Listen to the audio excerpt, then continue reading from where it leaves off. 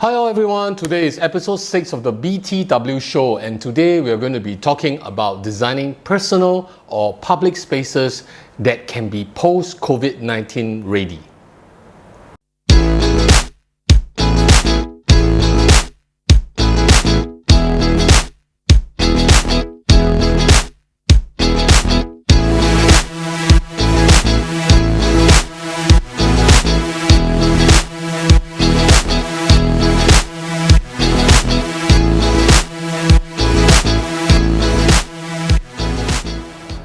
So recently I had a webinar with the folks from Nippon Paint India, and they had asked me to be the keynote speaker talking about designing healthy homes. And so I took the opportunity to talk about designing it with some key methods.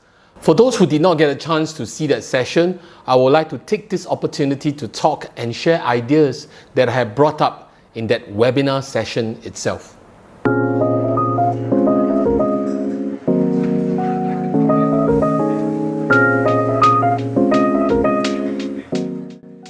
IAQ, internal air quality. The indoor air quality is going to be the subject of critical debate for many months to come, largely pushed forward by the COVID-19 pandemic. In the midst of this global crisis, the very nature of public spaces has become both threatening and threatened. What will happen to the future of our public or even private spaces? Designers need to be empowered to be active participants in the rebuilding of trust. The concept of defining a set of formal guidelines defining safe and healthy spaces for the home and the public must be established soon as a response to COVID-19 and beyond. So this topic of healthy spaces goes beyond the quality of the air, but also developing spaces that can promote good habits and rituals that was once thought to be a personal choice. For now, we need to create such conversations with stakeholders in our building industry for homes as well as public spaces. The faster we can establish some guidelines based on the collective efforts of the practitioners and the industry, the faster we can design trust back into these public and private spaces. Doing so, we can start to mobilize, stabilize, and strengthen the community again. My initial thoughts about this subject matter was to examine it in a somewhat retrospective approach. Can we explore aspects of passive design which was used in our old tropical houses before all the tech came along and invaded into our spaces and started changing the way we have been living? So what is passive design, and what do we know about it so far? Well, it is a design methodology that takes advantage of the climate, landscape, natural factors, and it is used to maintain comfort such as temperature range, light emission, and natural ventilation. Simply put, passive design is essentially about using natural elements or non-mechanical means to create thermal comfort, like for example, natural ventilation or the wind tunnel effect. As of now, I think this is an important design strategy to study and to discuss as an interior designer, even though our job scopes rarely touches the building design and the building envelope. And whenever people think about passive design, this usually revolves around thermal comfort and energy consumption, but not so much about creating environments that are healthy.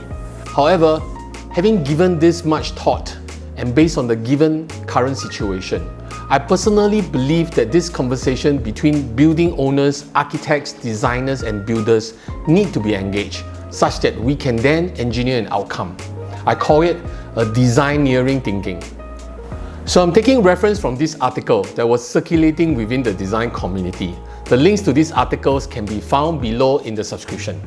There was a clear correlation about airflow and air circulation that could have mitigated the spread of COVID-19.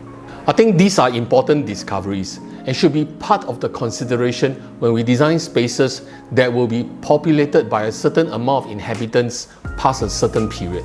And so I embarked on this journey to think about making our spaces healthy, and the recurring keywords that kept popping up during the research was breathability and, in the same vein, passive design.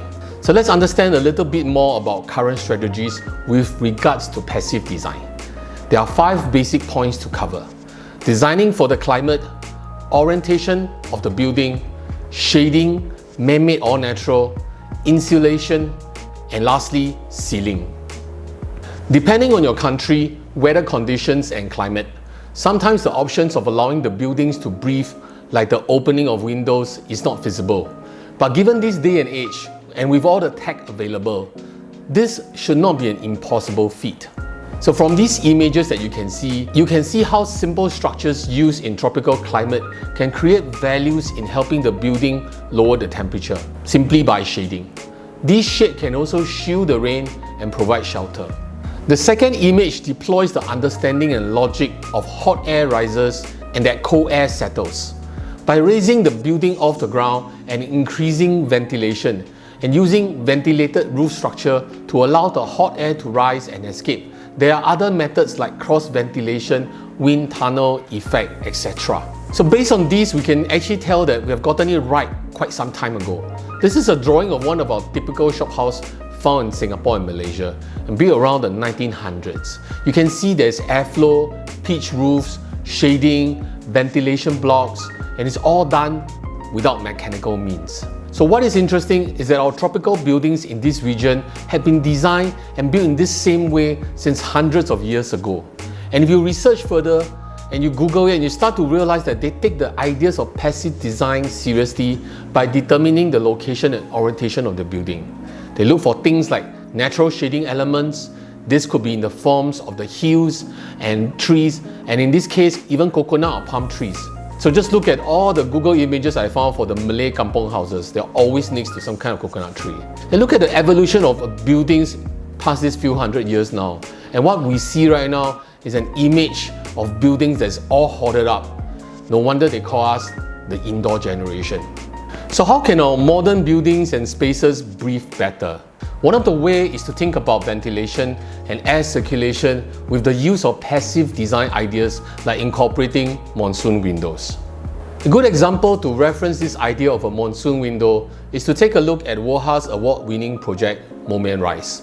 Moulmein Rise offers an original solution and reinterpreted their bay windows design. The perforated panels on this reinterpreted take on the monsoon windows allows the apartments to have breeze without rain and natural ventilation all year round, and thus save energy by reducing cooling load.